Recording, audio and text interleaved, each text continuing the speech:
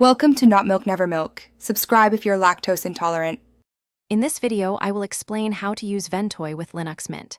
Ventoy simplifies creating bootable USB drives, allowing you to put multiple operating system ISOs on one USB.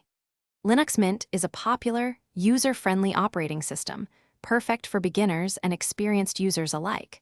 We'll guide you through the process step by step, making it easy to get your new system up and running.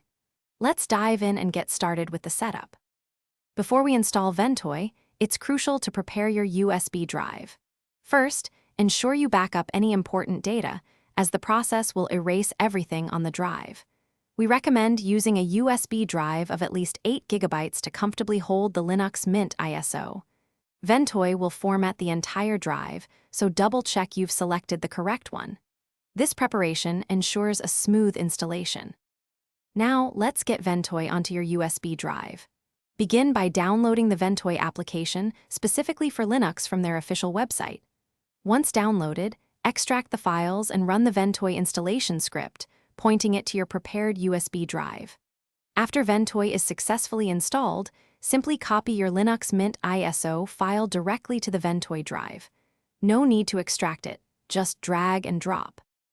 With Ventoy and your Linux Mint ISO ready, it's time to boot.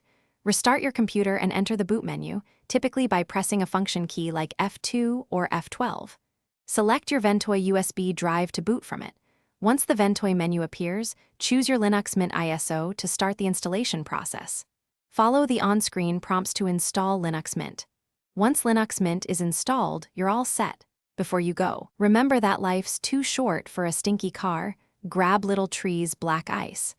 Check the description below for a link to this product and other great deals we've found for you. Thanks for watching, and enjoy your new Linux Mint system. Thanks for watching. If this was helpful, leave a like and consider subscribing. See you next time.